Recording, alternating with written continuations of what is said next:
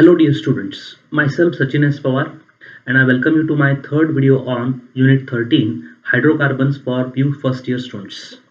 In this video we shall discuss the points such as properties of alkanes and conformational isomerism in alkanes.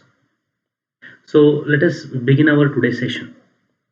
Now as far as alkane is concerned, you already know that alkanes are also called by name paraffins. They are called paraffins because they have less affinity towards reaction. Chemically, they are less reactive, and as a result, they have a very few reactions, very few number of reactions. And the list of reactions which are mentioned in your syllabus are substitution reactions, combustion reactions, pyrolysis, also called as thermal cracking, and some controlled oxidation reactions, and finally aromatization. And lastly, we'll take conformational isomerism in alkanes. Okay, so let us begin the properties of alkanes. Under this section, the first property which we will be studying is substitution reactions. Substitution reactions. And under this, we will be only handling halogenation reactions.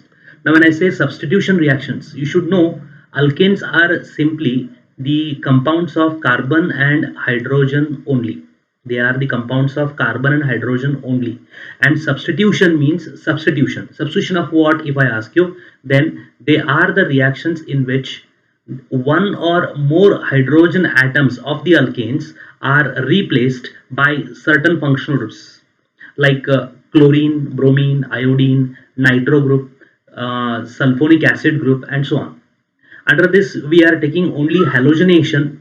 So if I say halogenation, the word itself says it is addition of halogen. That is here a reaction in which the hydrogen atoms of the alkane are substituted by halogens. Substituted by halogens. And this reaction is usually carried out either at very high temperature such as 573 to 773 Kelvin, or in the presence of diffused sunlight, also known as ultraviolet light, short form as UV. One such example we shall see, that is chlorination of methane. Okay, so chlorination of methane. Here we will be seeing the reaction as well as mechanism. The reaction also we shall see, and we shall see the mechanism of this reaction also. We shall see mechanism also. Okay, now when I say reaction, reaction is simply, I have already told you the types of reactions in the topic redox reaction, so I will not go in detail about it. So reaction we'll see is chlorination, and we shall see the mechanism also. And mechanism, what is mechanism, I will tell you in a moment. Okay, reaction, chlorination. So here the halogenation need to be carried out in presence of diffuse sunlight or at higher temperature. So you just have to take the alkane. Now methane is CH4. So methane should react with chlorine gas Cl2 in the presence of ultraviolet light. In presence of ultraviolet light, the hydrogen atom present in them will be replaced by chlorine, and will get a substitution product. So here I will get one hydrogen atom replaced by chlorine. So I'll get CH3Cl plus HCl. So you will get chloromethane and hydrogen chloride.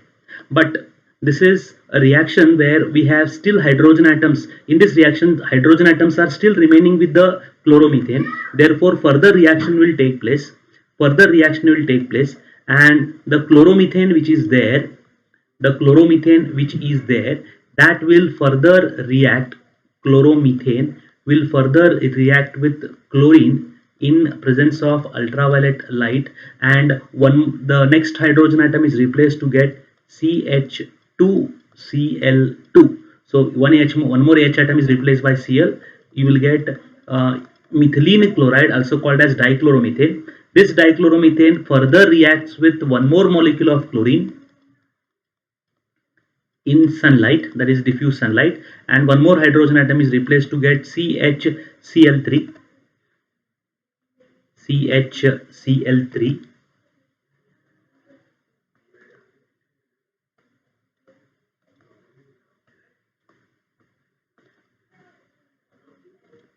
CHCl3, also known as, it's known as chloroform, or I can write a IUPAC name as trichloromethane.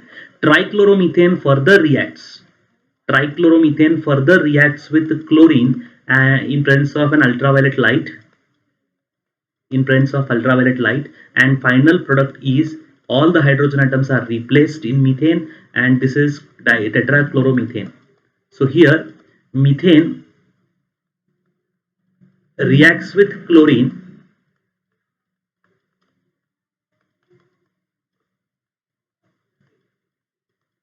in diffuse sunlight or in UV light and form the first product, that is chloromethane, also known as methyl chloride. Second product is dichloromethane.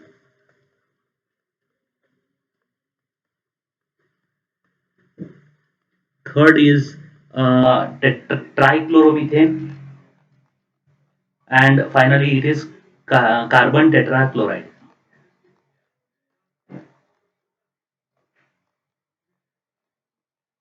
Okay, here this CHCl3 is also known to as chloroform.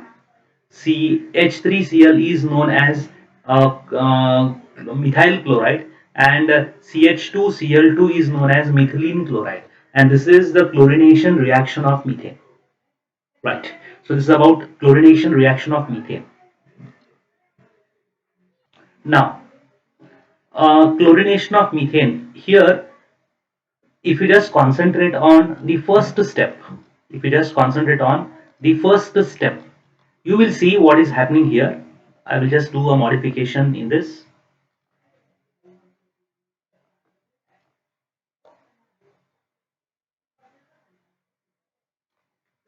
I'll just do a modification in this.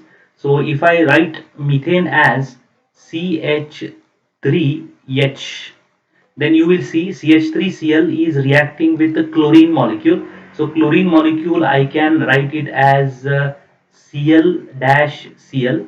Then what happens, is here CH bond is broken, Cl bond is broken, and a new bond is formed, that is CH3Cl.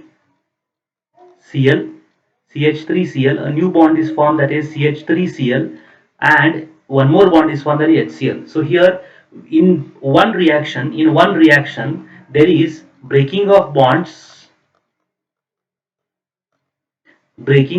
and formation of new bonds.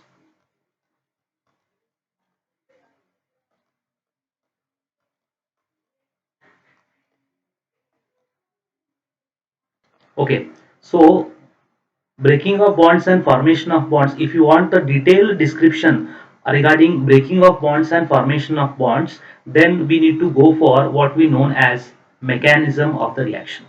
So what do you mean by mechanism? If I ask you, then mechanism is detailed step by step description. It is detailed step by step description, step by step description of a chemical reaction.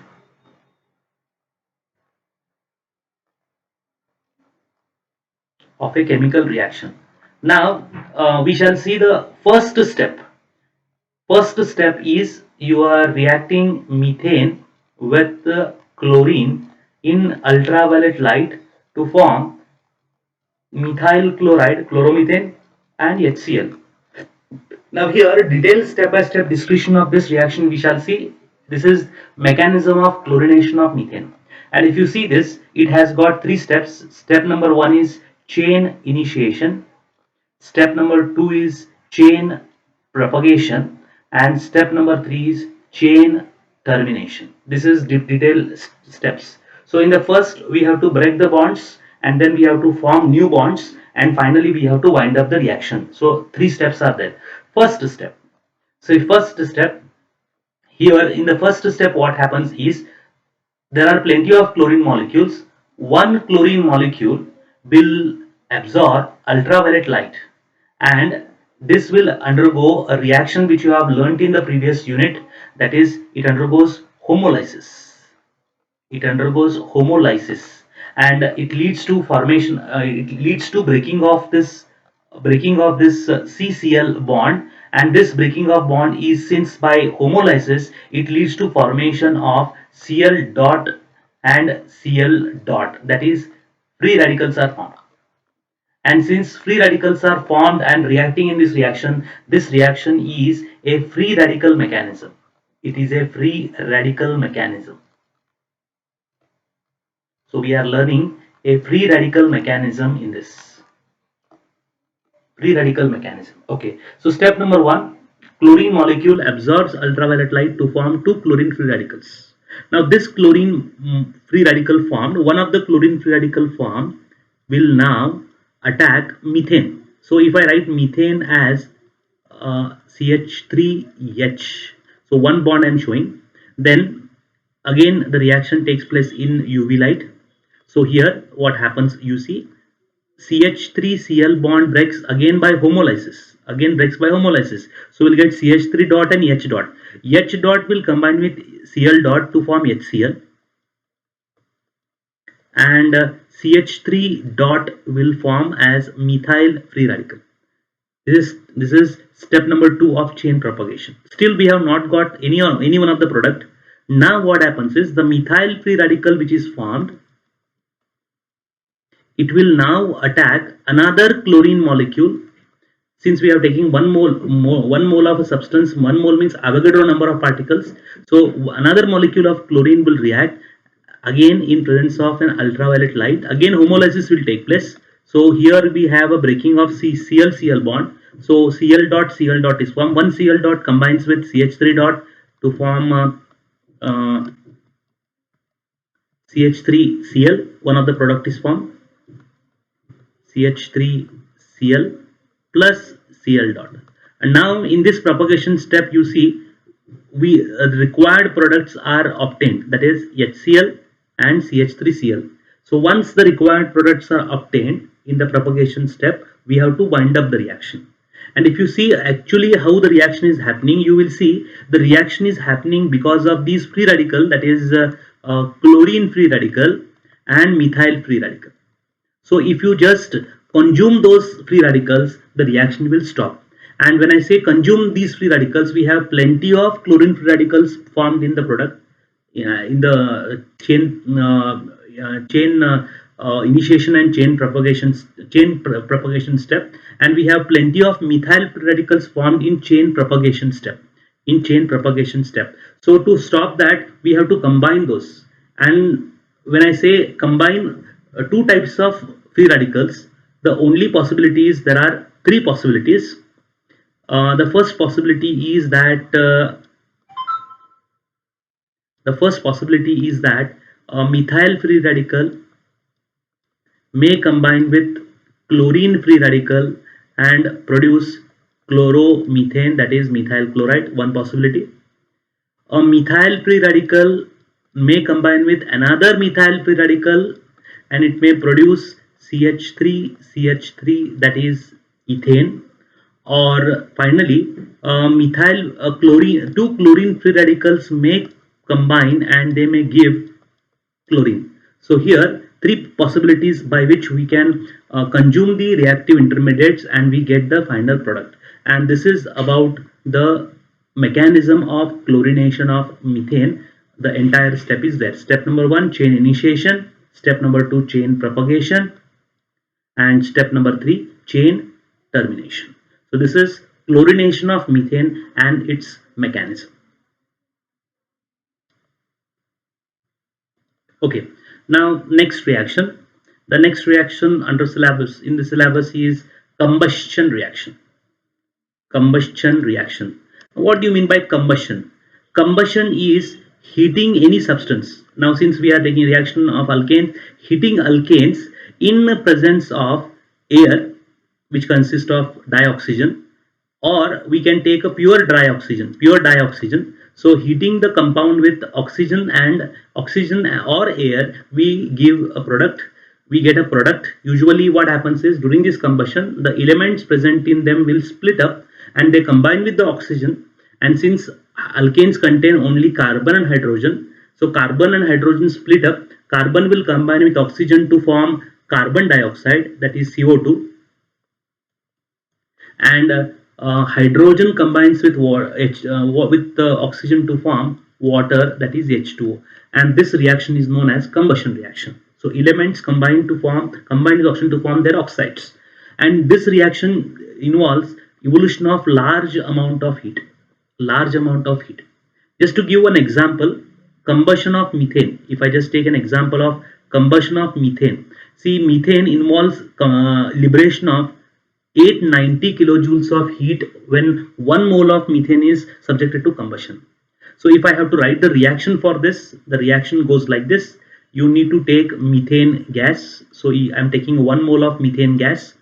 One we don't write, even if you write it's fine. So 1 mole of methane gas, it has to be mixed with pure oxygen gas or air, and it has to be heated. So reaction will take place, the elements present in them will split up and they combine with the oxygen. So carbon combines with oxygen to form carbon dioxide gas, and hydrogen combines with oxygen to form water, that is H2O liquid. So I need to balance this. 1 mole of methane we have taken. So here only one carbon is there on left hand side, here also one carbon on the right hand side. So carbon atoms are balanced. Here 4 hydrogen atoms on left hand side. On the right hand side we have got 2. So I need to multiply here by 2. So it is 4 hydrogens are balanced on both sides. Then oxygens, if I take here, we have 2 oxygens. Here we have got 2 plus 2, 4 oxygens. 2 plus 2, 4 oxygens. So I need to multiply here by 2. And this is the complete combustion reaction. And in this, since 890 kilojoules of heat is evolved, that also has to be shown, and that you have learnt in thermodynamics chapter. We can express in terms of enthalpy change, and since heat is evolved, it should be written with a negative sign, that is liberated, given out 890 kilojoules per mole, and we did not write per mole because we have taken 1 mole of methane gas. So this is combustion of methane. Like this, you can write combustion of butane also. Like this, we can write combustion of butane also.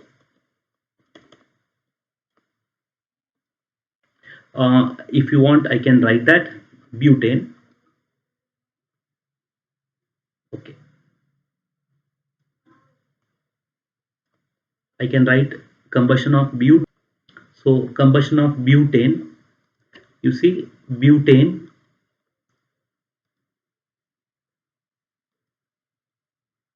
when it is heated with excess of oxygen, elements carbon combines with oxygen to form carbon dioxide, hydrogen combines with oxygen to form water, and you get 287.84 kilojoules of heat when 1 mole of butane is subjected to combustion. So this is second reaction, which is combustion reactions. Now let us move to the third reaction. Okay, third reaction. Under third reaction, it is known as pyrolysis. The third reaction is known as pyrolysis. It's also called as thermal cracking. As this reaction you have already learnt, pyrolysis means you have to simply heat that substance at a very high temperature. It will decompose into corresponding lower alkanes and alkenes. Now here, if I go for pyrolysis of alkanes when they are heated to a very high temperature, then they will decompose themselves, and they will decompose into corresponding lower alkanes and alkenes. Usually this reaction is done for alkanes which contain carbon atoms more than 5, and this is one of the applicative part also, because pyrolysis is used in preparation of manufacture of petrol, kerosene, etc. These are the combustible fuels. from the oil obtained from oil wells. One of the example which I have taken is pyrolysis of methane. So if you just take this, the pyrolysis of methane, I have an hexane. I have taken an example. Hexane is having six carbon atoms. So the formula for hexane is C6H, 6 into 2 12 plus 2, that is 14. So here we have hexane.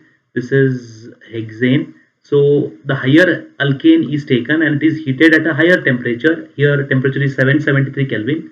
It will break up into, it will decompose into different lower alkanes and alkenes, you see, and that is possible in different ways.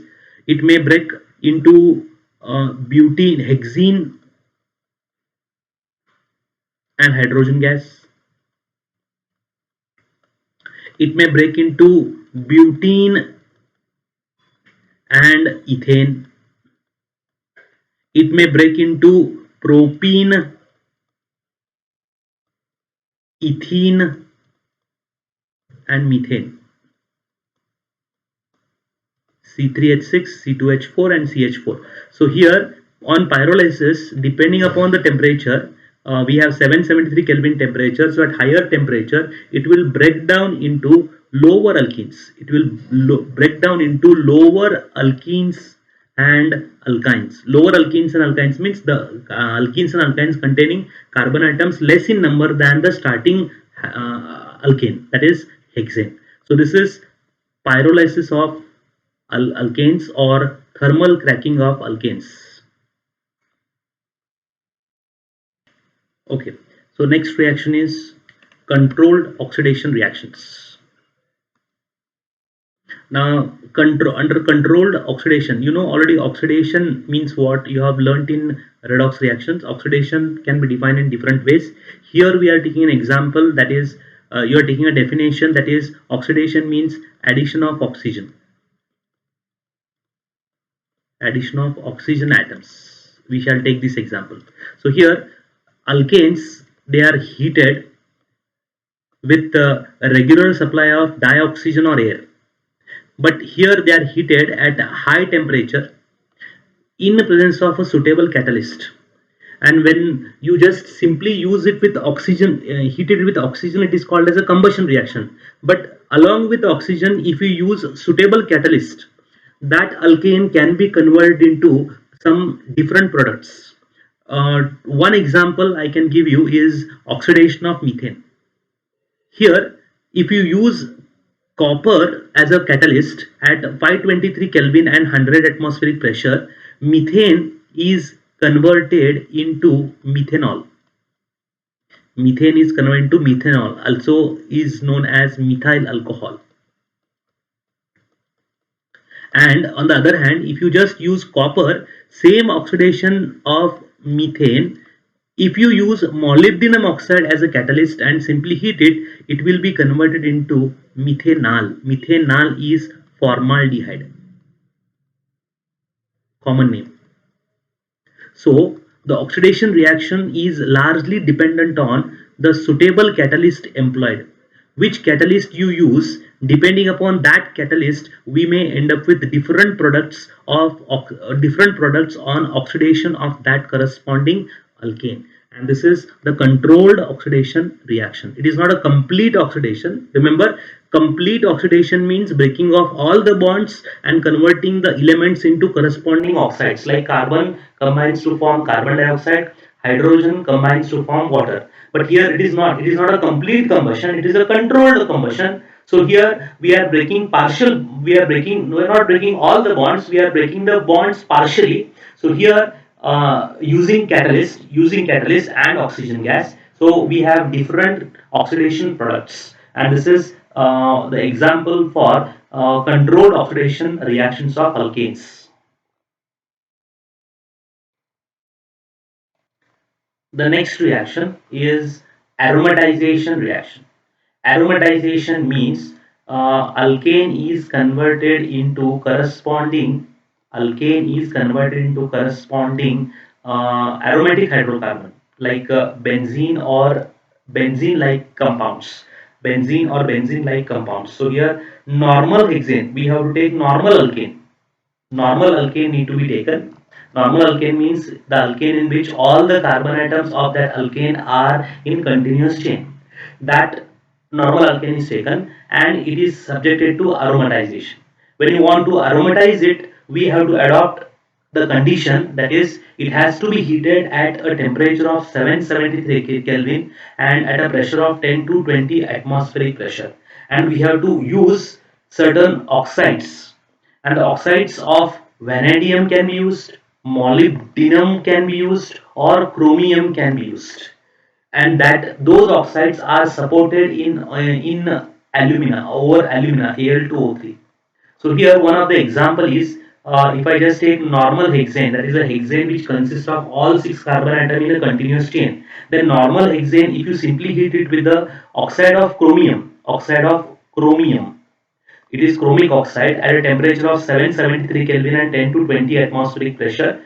Hexane is converted into benzene, and this is benzene, which is an aromatic substance. So alkane becomes aliphatic hydrocarbon becomes an aromatic, and this is known as aromatization reaction. And one example which we have taken is conversion of N-hexane to benzene, and this completes the reactions of alkanes.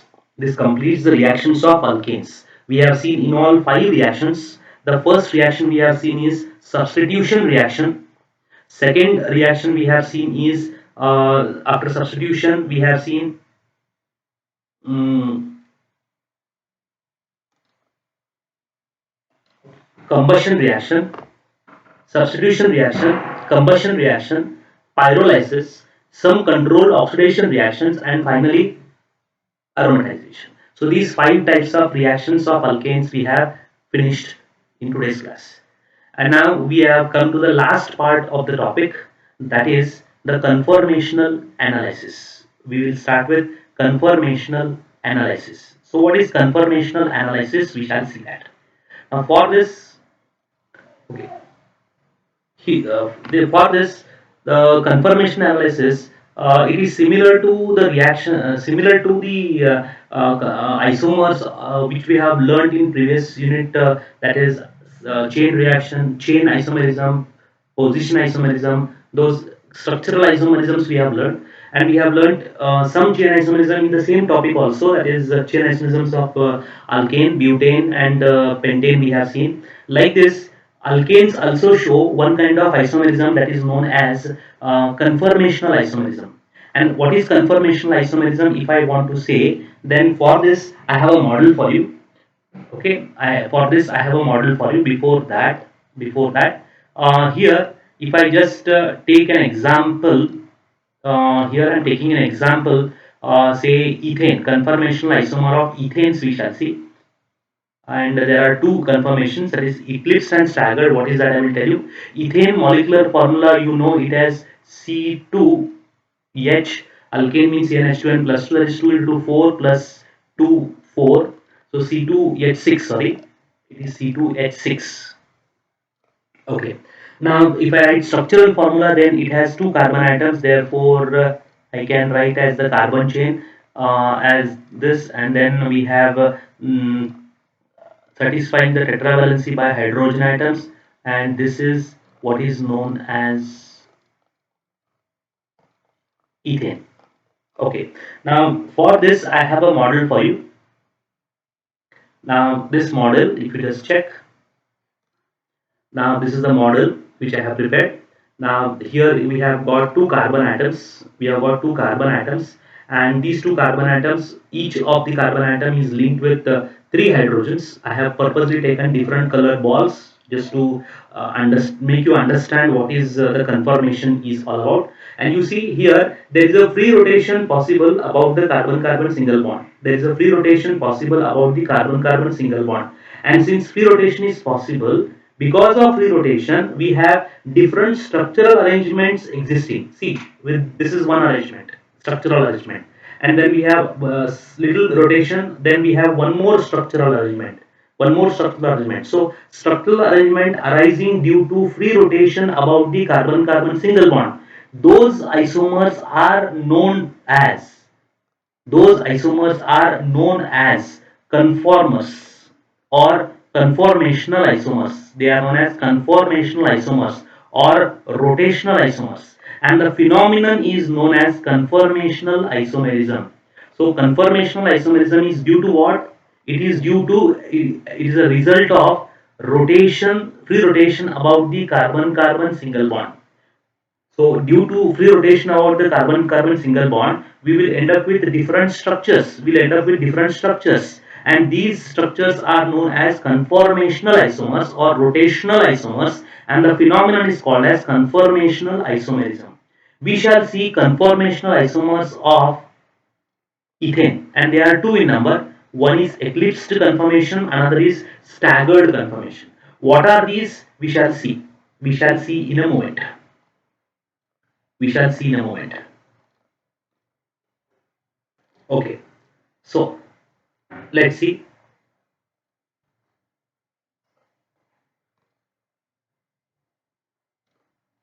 Okay, so you have the structure of you have the structure of ethane here, structure of ethane. Blue color here, the blue colored carbons I have made into black color. So we have these two carbon atoms. We have two carbon atoms, and if you see each carbon atom is linked with three hydrogen atoms. One, two, three, and for this carbon atom we have one, two, three. Now here there is a free rotation about the carbon-carbon single bond is possible. As a result, I will get two forms, and the two forms are one is called as eclipsed conformation, one is called as eclipsed conformer, another is called as staggered conformer. Eclipsed conformer and staggered conformer. Let us first see eclipsed conformation.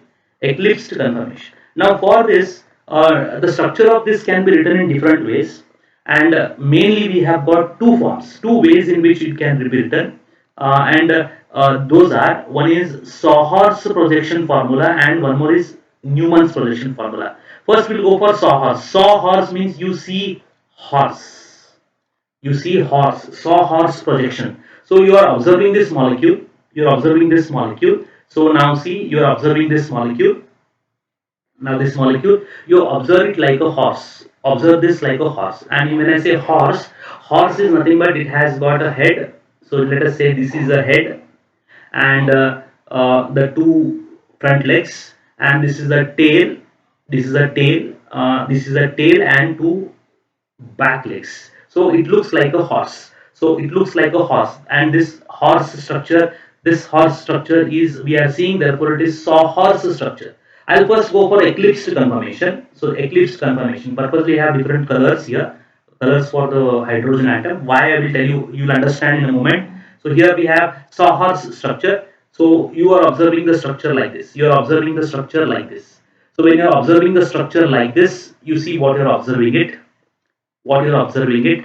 So you see this is eclipsed conformation. We have got hydrogen, hydrogen, hydrogen attached to this carbon, hydrogen, hydrogen, hydrogen attached to this carbon. So we have head at the top and the two legs at the down, two legs down, two legs down. So here we are observing it, and the next one is the next carbon is the lower carbon atom. This is this carbon atom, and this carbon atom is this carbon atom is attached to the tail and the two legs, and this is appears to be like a horse. This structure appears to be like a horse. The structure appears to be like a horse, therefore it is called as sawhorse structure. Here you see it is called eclipse because the colored, purposely I have taken the color balls. Here all the hydrogen atoms, the adjacent hydrogen atoms are aligned. Now to understand this, we will go for Newman's projection formula. We will go for Newman's projection formula. For Newman's projection formula, what you have to do is you have to observe the molecule from in a direction of the carbon-carbon bond. That means you have to observe like this. Your eye should be here.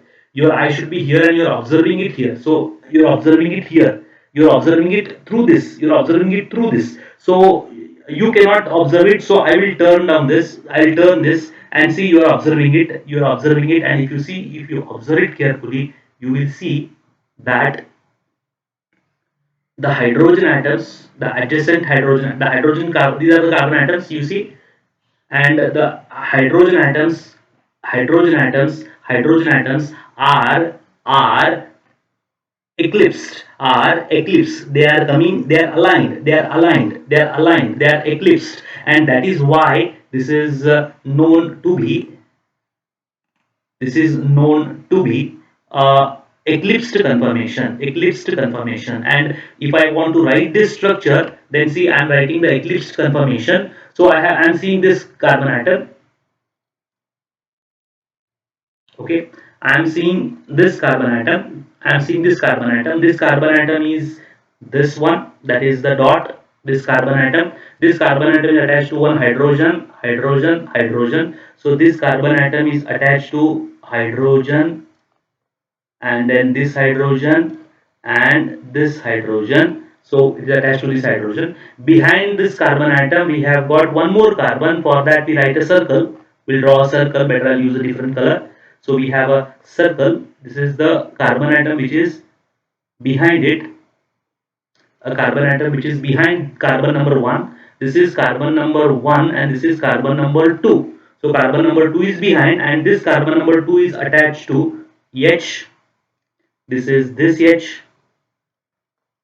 then this H and H. So it's attached to this. So you see, this is the Newman's projection. So here you see the hydrogen atoms are eclipsed. Hydrogen atoms are eclipsed. H atoms are eclipsed. That is, they are coinciding. They are coinciding, just like you see solar eclipse. Earth, moon and sun are aligned. So here the hydrogen atoms are aligned. So this is called as eclipsed conformation. If I go for staggered conformation, then you see, in staggered conformation what I need to do is, here you will see that the rotation is possible. So because of rotation, the carbon atom, see, I'm rotating it, and because of this rotation, what has happened, you see, this is what is happened here is, I have got a Newman projection formula. First I am showing for staggered. So this is the carbon atom, I am showing it. So this carbon atom I am showing it here. This is the carbon atom. It is attached to one hydrogen atom, second hydrogen atom, third hydrogen atom. So this is first hydrogen atom, second hydrogen atom and third hydrogen atom. And behind this carbon atom we have got the carbon number 2. So if I say this is carbon number 1, then this is carbon number 2. So carbon number 2 is a circle again, and it is attached to hydrogen 1, that is this hydrogen, and then hydrogen 2, that is this hydrogen, and one more hydrogen, and this is this hydrogen. So this is a staggered conformation because the hydrogen atoms are opposite. They are at 90 degrees. See, every hydrogen atoms are oppositely placed, and this is called as staggered conformation. This conformation we are viewing along the carbon-carbon single bond. You are viewing it along the carbon-carbon single bond, and if you want to convert it into a, if you want to convert this into what I say is Sauer's formula. If you want to convert this into a Sauer's formula, you are not, you see, for Newman's formula you are exactly seeing along the carbon-carbon bond. If you want to see the Sauer's structure, then you have to slightly twist it and you have to see the horse now. You have to see the horse. So if you see the horse, you see the horse is like this. The horse is like this. You see, this is the horse. This is the horse. You see, this is horse. So here the horse appears like this. In staggered conformation, the horse appear like this. How? Just see.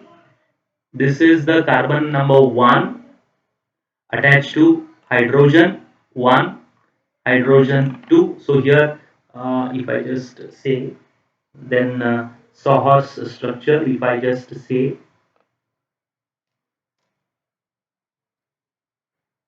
see, this is a Sauer's structure. So sawhorse structure, the head and the two legs, head and the two legs. Okay, so here now suppose I want a sawhorse. Okay, first I will say eclipse. This is eclipsed. This is the eclipsed conformation. You see head, tail and four legs of the horse. Now if I want to convert into staggered form, then this horse should bend down its neck to have the grass, to eat the grass. Therefore I will bring down the head here. So here this is called as a sawhorse structure. This is sawhorse structure. Here the head is down, the two legs, the front legs are up, and here you see the tail is up and the two back legs are down. You see here in the structure, you will observe this in a structure. Here this is the head which is down and the two legs are up,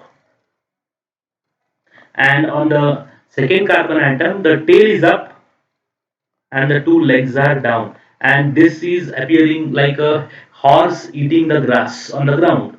Horse eating the grass on the ground. So this is a sawhorse formula for staggered conformation, and this completes the conformation analysis of ethane. I hope this point is clear with this model. I'll just explain it once again. This is eclipsed conformation. You see eclipsed conformation, Newman's form, staggered form. Eclipsed conformation, eclipsed conformation. This is the Newman's form. This is sawhorse form. If I go for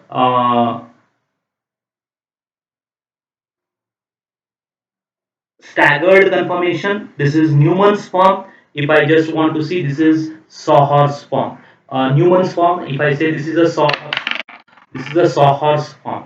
See here, the grass eating horse, grass eating horse, the head.